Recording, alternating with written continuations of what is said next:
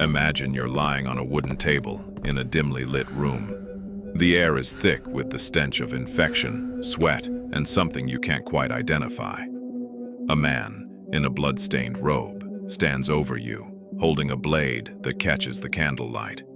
You're screaming, but your screams don't matter. Around you, others are suffering in ways you can't yet comprehend. This isn't a torture chamber. This is a medieval medical practice, and the man with the blade genuinely believes he's saving your life. Welcome to a world where medicine wasn't healing. It was calculated brutality dressed in the language of science. A world where doctors wielded instruments designed to inflict pain in the name of curing disease. A world that we've sanitized, romanticized, and hidden from history books for centuries. But today, we're pulling back the curtain on the unbearable truth of what medieval physicians actually did to their patients. And trust me, it's far worse than anything Hollywood has shown you.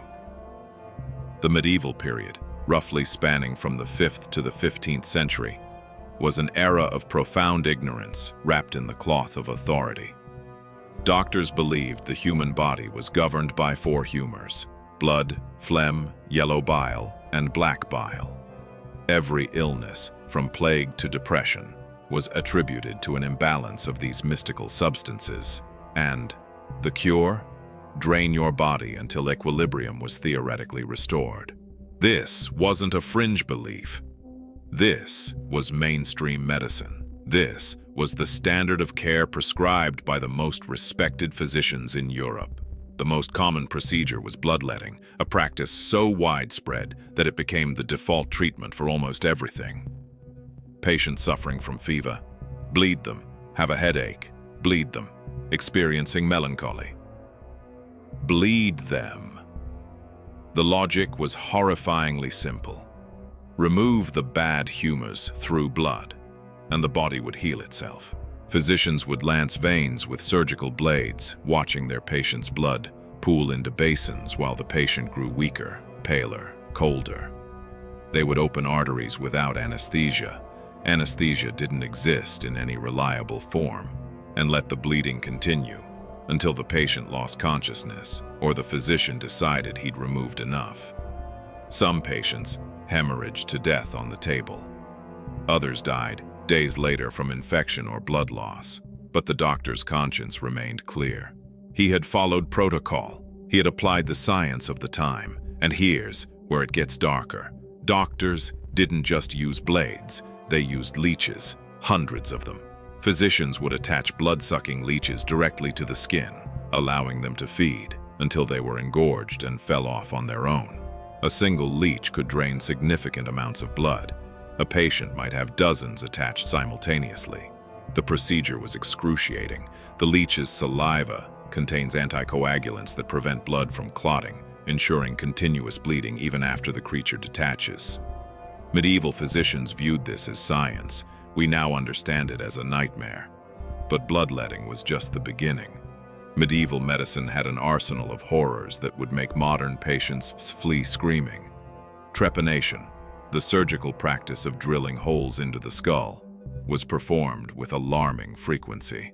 Doctors believed that evil spirits, demonic possession, or excess pressure inside the cranium caused mental illness, epilepsy, migraines, and countless other afflictions. Their solution was to bore directly into the living skull, using hand drills that resembled carpenter's tools more than medical instruments. Picture this: a conscious patient strapped to a table, screaming as a physician presses a metal drill against their forehead.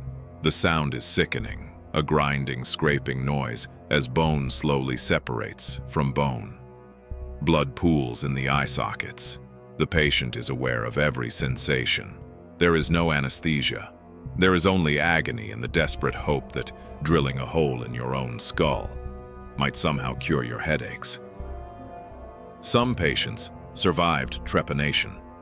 Archaeology has revealed skulls with multiple healed holes, evidence that some individuals endured this procedure not once, but repeatedly. The survival speaks not to the efficacy of the procedure, but to the human body's remarkable ability to endure torture. The holes didn't cure mental illness. They didn't exorcise demons. They simply created open wounds in the brain tissue, infections that festered, swelling that compressed the brain further.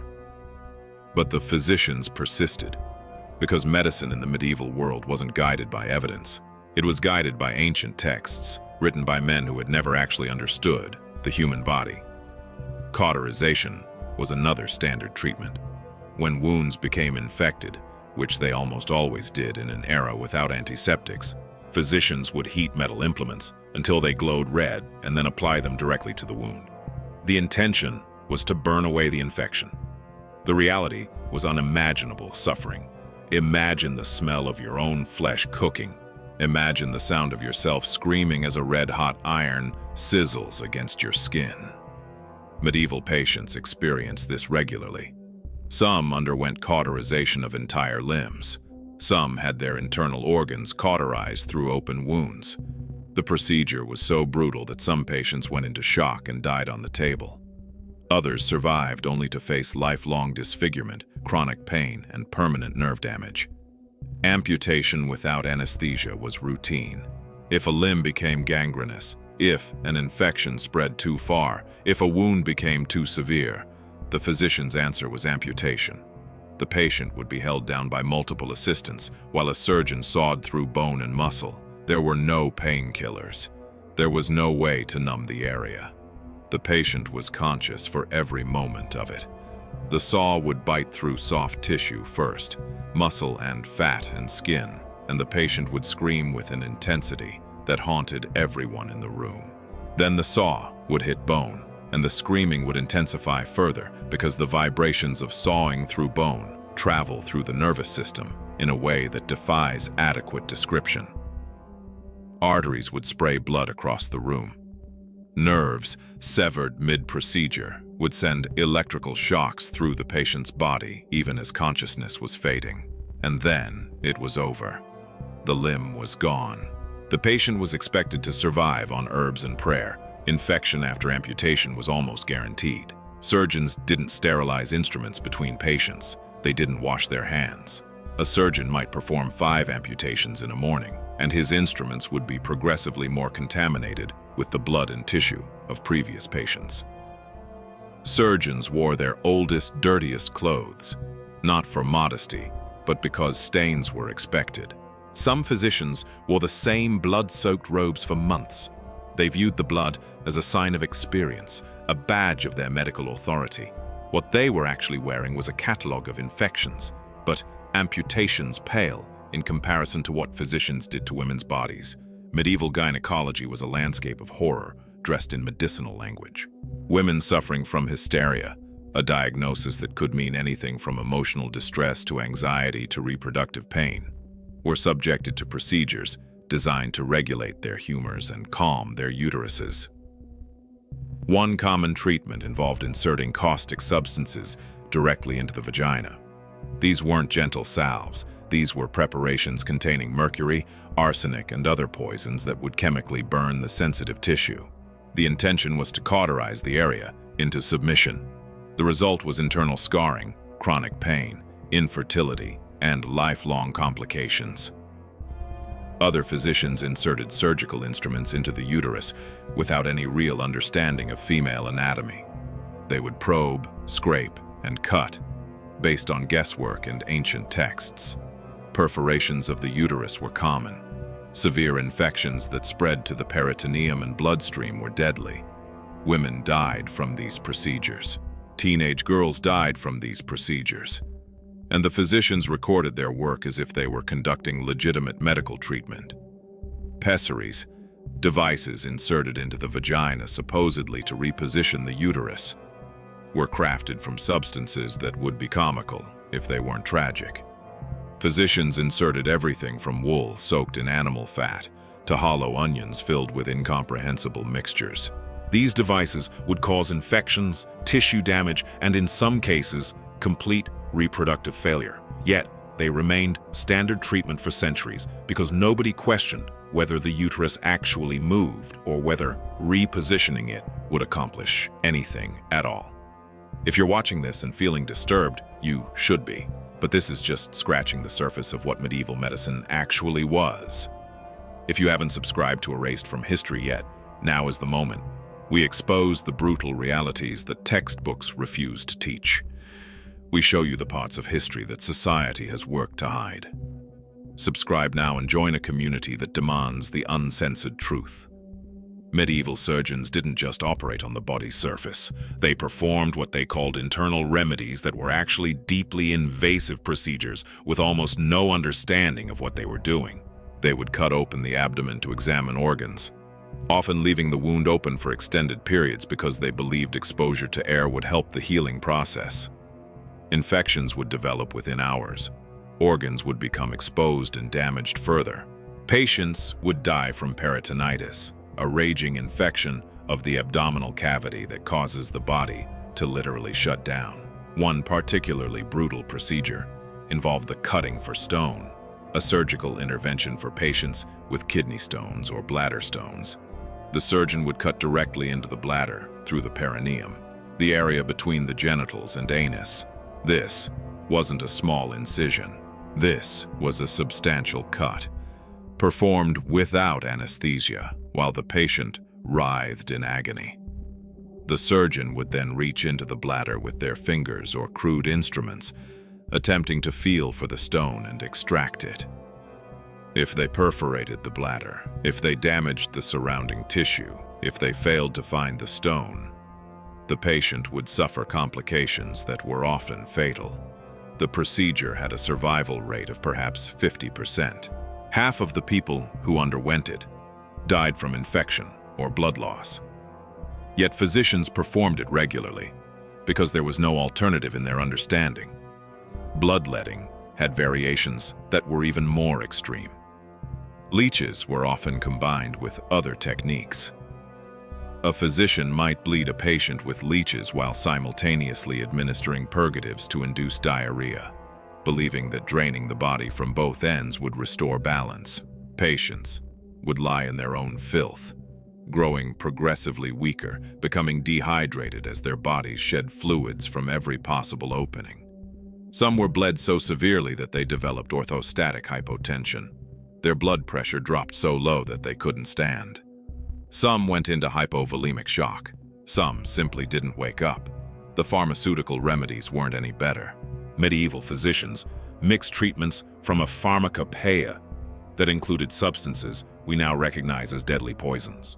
Mercury was used to treat syphilis, a disease that medieval doctors didn't understand but recognized as devastating. The mercury would poison the patient, causing tremors, tooth loss, neurological damage, and organ failure. But some patients survived their original infection and the mercury poisoning that followed, barely.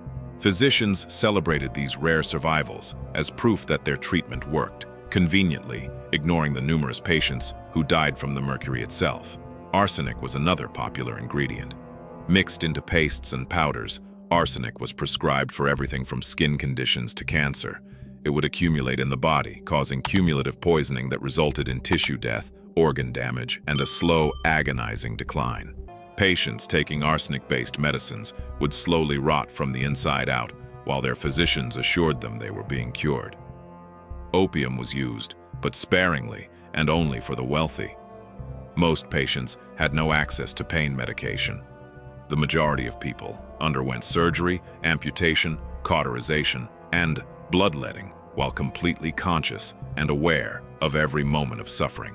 Medieval physicians didn't view pain as something to be eliminated.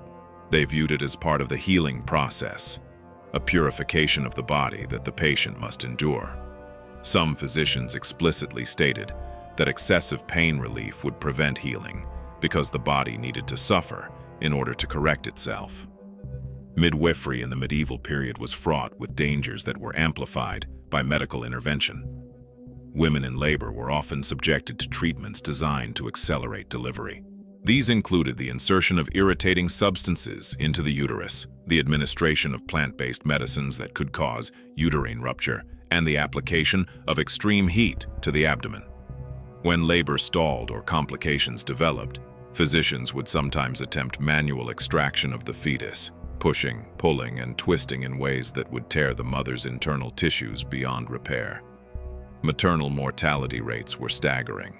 Many women died slowly from internal injuries sustained during delivery. Their physicians documented these deaths as the will of God, not as consequences of their interventions. Cesarean sections were performed only when the mother was already dying. The assumption was that cutting into a living woman's abdomen was essentially a death sentence, which it often was, given the lack of anesthesia and antiseptics. Yet, physicians sometimes attempted the procedure anyway, usually motivated by a desperate desire to save the child. The mother would be conscious as her abdomen was cut open. She would feel the knife moving through muscle and organ. She would watch as the surgeon reached into her body and extracted her child. Then she would die, almost certainly, from the shock and the infection that would follow. Medieval physicians didn't understand the concept of infection as we do. They didn't know about bacteria. They didn't understand that their unwashed hands and contaminated instruments were introducing death into every patient they touched. They had theories about infection. They believed in miasma, the idea that disease was caused by bad air. Some physicians would perfume their rooms and sprinkle herbs, genuinely believing that this was preventing infection. In reality, they were doing nothing while spreading plague, gangrene, and sepsis from patient to patient. Surgery was often performed in the open, in crowded spaces, in complete lack of cleanliness. A physician might perform an amputation in the town square with a crowd watching, with dust and dirt blowing across the open wound, with contaminated instruments being used on multiple patients in sequence. The wound would inevitably become infected. The infection would spread. The patient would develop fever and delirium. Then came death, often preceded by the slow rotting of living tissue. Gangrene that would turn the limb black, the flesh dying while the patient was still alive. The smell of putrefaction filling the sick room, the patient slowly succumbing to the poison spreading through their body. Some physicians used maggots, but not in the careful, controlled way that modern medicine has discovered. Medieval physicians didn't understand that certain species of maggots would only eat dead tissue while leaving healthy tissue intact. They would simply allow flies to infest wounds, would watch as maggots consumed both living and dead tissue, causing additional damage and pain. Some physicians did note that wounds with maggots sometimes healed better than those without, but they attributed this to the maggots' supernatural properties rather than their biological function. The use of animal products in medicine was widespread and often harmful. Physicians would prepare medicines from the organs and fluids of animals, not understanding what compounds they were actually introducing into the patient's body. Some of these preparations were relatively harmless, ground bone or dried organ tissue. Others were genuinely toxic. Poisons from certain animals were used as medicines, the dose and purity completely unknown. The mechanism of action completely misunderstood.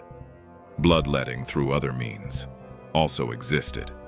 Physicians would sometimes apply cups, heated glass vessels that would create a vacuum against the skin, in the belief that this would draw out corrupted blood. The skin would blister and burn under the cups. Fluid would be drawn up under the skin, creating massive bruising and tissue damage. Patients would emerge covered in painful welts. Some would develop serious infections from the broken skin. Venesection through the foot was another variation. Physicians believed that certain veins in the feet were connected to specific organs, and cutting these veins would treat diseases in those organs. They had no anatomical basis for this belief. It was based purely on abstract theorizing, yet they would cut veins in patients' feet, watching as blood poured out, absolutely convinced that they were treating everything from pneumonia to melancholy through precise cuts in the feet. The psychological component of medieval medicine was devastating. Patients underwent these procedures believing they were being helped. Many were convinced that their suffering was necessary for their healing. Some physicians explicitly told patients that the pain was a sign that the treatment was working. This psychological manipulation meant that patients who survived their treatments often remained traumatized, suffering from what we would now recognize as PTSD, but which medieval society simply called weakness of spirit. Patients who questioned their physicians were considered ungrateful or faithless. A physician's authority was absolute. You didn't question a physician any more than you questioned a priest. The physician had studied texts written by ancient authorities. The physician had experience. If your treatment was failing, the problem wasn't with the medicine. The problem was with you. You weren't following the prescribed diet. You weren't maintaining the right spiritual frame of mind. You weren't truly committed to your own healing. This blame shifted responsibility from the physician's ineffective treatments to the patient's supposed failings. Some physicians were charlatans who knew their treatments didn't work, but continued anyway because it was profitable. Others were true believers who genuinely thought their practices were healing. The latter are almost more tragic. They were inflicting terrible suffering while completely convinced they were saving lives. They were looking at empirical evidence, patients who died, patients who lived, and interpreting it through a lens so distorted that they couldn't see the truth. A patient who recovered after bloodletting was proof that bloodletting worked. A patient who died was proof that they weren't bled enough, or that they had waited too long to seek treatment, or that their body was simply too corrupted to be saved. There was no possibility of falsifying these beliefs because the beliefs were unfalsifiable. Medical training in the medieval period consisted largely of memorizing ancient texts and studying the works of authorities like Galen, a physician who had primarily studied animal anatomy and assumed human anatomy was identical. Galen had dissected pigs and monkeys and recorded his observations as if they applied directly to humans. Medieval physicians built an entire system of medicine on this foundation, never questioning whether their assumptions about human anatomy were correct, because direct observation through dissection was forbidden by religious law. Physicians were literally prohibited from cutting open dead bodies to see what was actually inside, so they relied on Galen. And Galen was often wrong. When physicians did finally gain permission to perform dissections, usually on executed criminals, they often approached the dissected bodies with so much preconception that they saw what they expected to see, rather than what was actually there. If the dissected body didn't match Galen's descriptions, the physicians assumed they had made an error in their dissection, rather than admitting that Galen might have been wrong. The human body's actual structure remained largely a mystery to the physicians who were supposedly trained to heal it. Infections ran rampant in medieval hospitals. These were essentially places where sick people went to die. The conditions were so filthy, the crowding so severe, the cross-contamination so extensive, that being admitted to a hospital was often a death sentence. Patients would arrive with one disease and leave with 3 others, or more accurately, they would arrive with one disease and die with several. Typhoid, dysentery, plague, and countless other infections spread through hospitals like wildfire.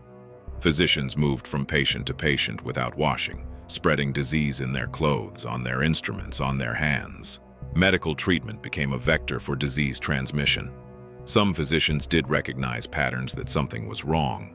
A few medieval physicians noted that patients seemed to die more frequently in hospitals than at home, or that certain physicians had higher mortality rates than others. But without understanding germ theory, which wouldn't be developed until centuries later, they couldn't explain why. Some theorized that hospitals should be built in specific locations with better air.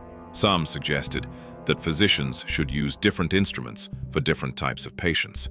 But these were stabs in the dark, attempts to solve a problem whose root cause they couldn't comprehend. The concept of quarantine existed in a primitive form. It was recognized that plague victims needed to be separated from others, but it was applied inconsistently and often with extreme cruelty. Plague victims would be locked in rooms and left to die, sometimes without food or water, because physicians were terrified of catching the disease.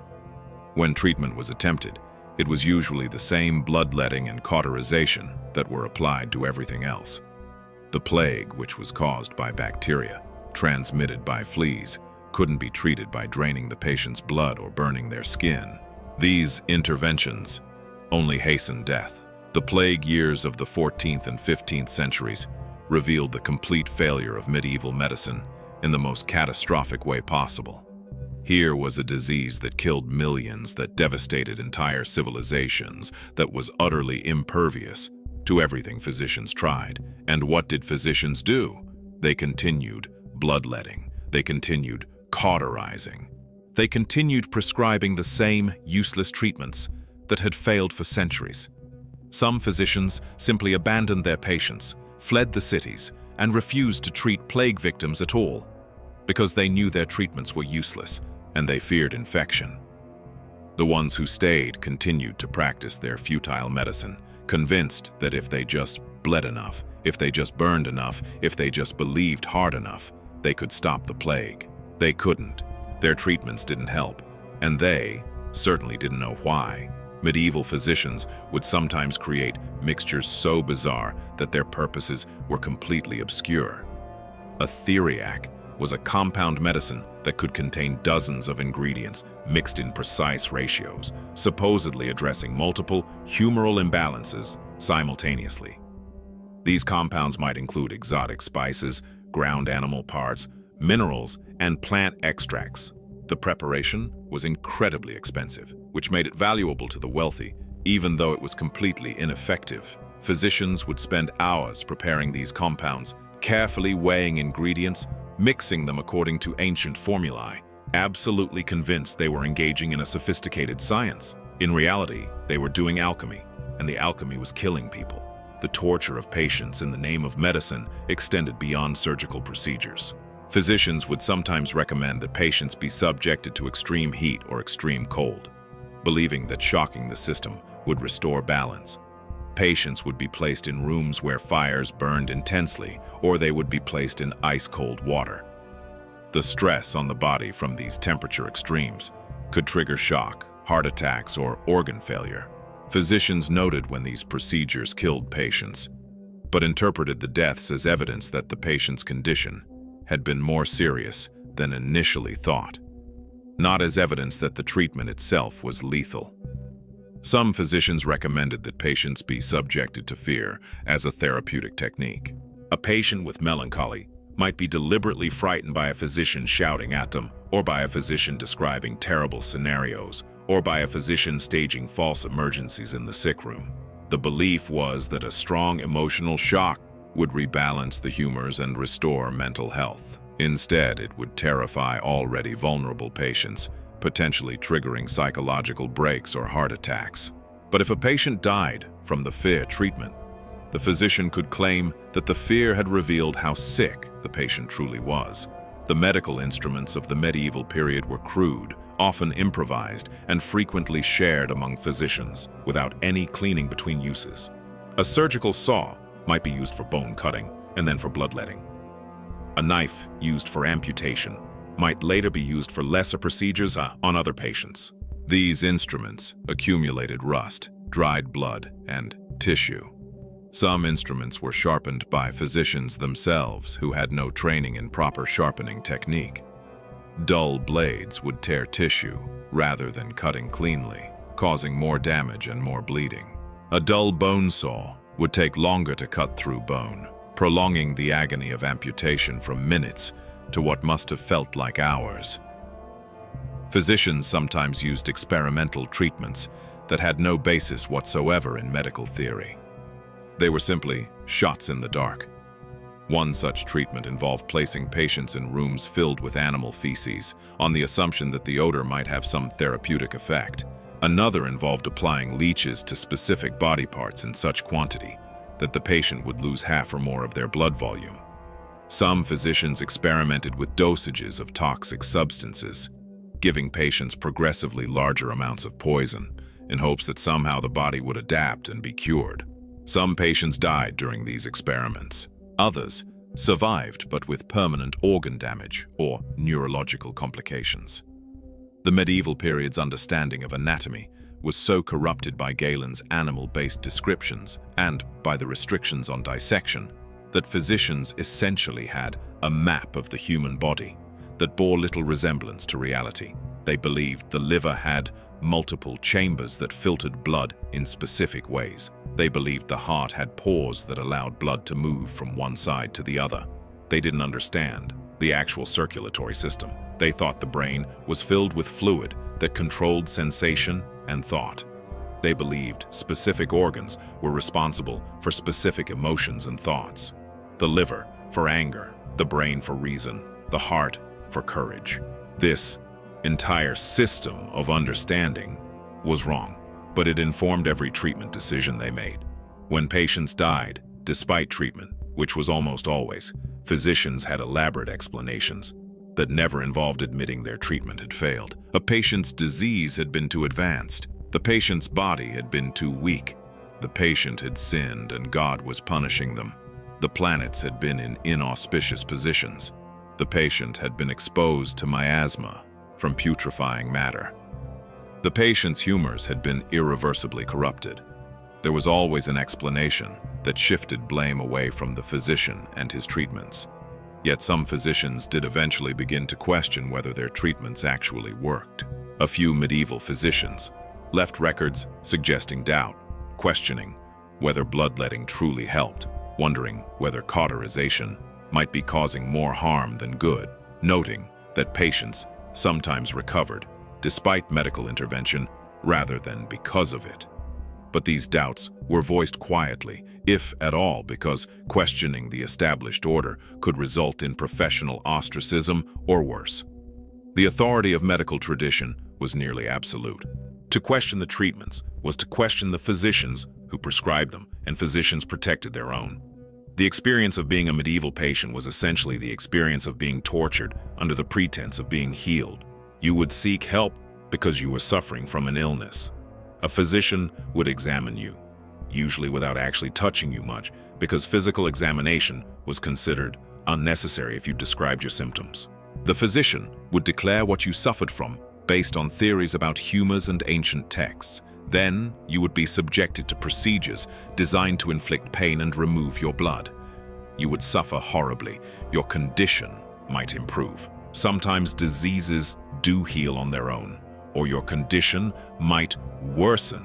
Your suffering would be blamed on your own failings or on the nature of your illness, never on the treatment you'd received.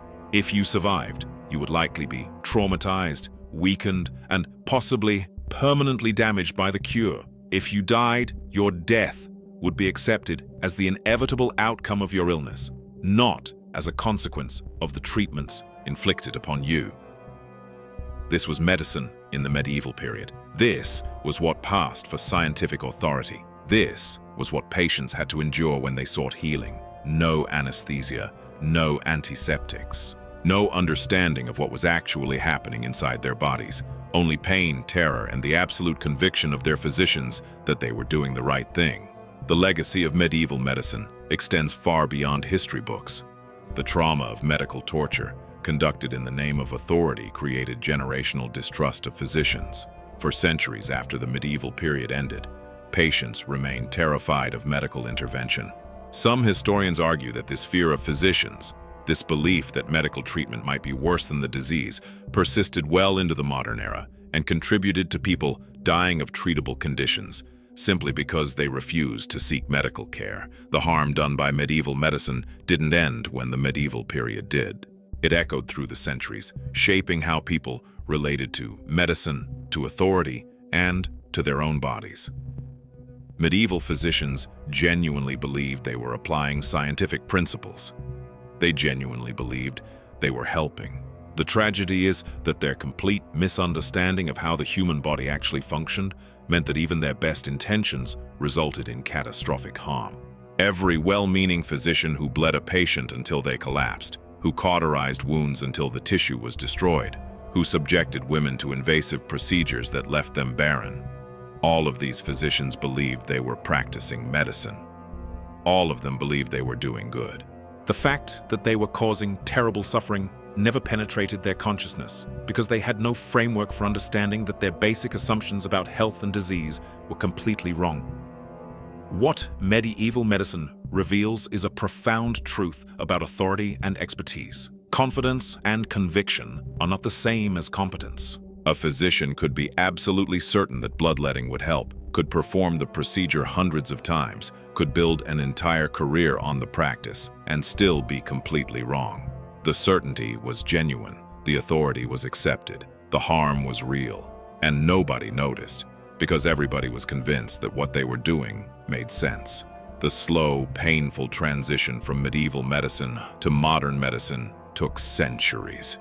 Every advance, the development of anesthesia, the understanding of germ theory, the ability to perform surgery without infection, the development of antibiotics. Every single advance had to fight against the entrenched authority of medical tradition. Physicians who suggested that perhaps cleanliness might prevent infection were mocked. Physicians who proposed that ether might reduce pain during surgery were opposed by colleagues who believed that pain was necessary for healing. Each step forward was a battle against the assumption that everything that had been done before must have been right because doctors did it. The medieval period's medical practices are now universally recognized as torture. We look back with horror at the suffering inflicted. We cannot understand how intelligent, educated people could have been so wrong about something so important. But this is the danger of unopposed authority, of expertise that cannot be questioned, of tradition that cannot be challenged, of certainty that cannot be doubted. Medieval physicians weren't evil. They were trapped in a system of belief so complete that they couldn't see outside of it. And their patients paid the price in blood and suffering. This is erased from history. We reveal what history tried to hide. Subscribe to join us as we uncover the brutal realities of the past. Hit that bell icon so you never miss a new revelation. Because the truth is always darker than the stories you've been told.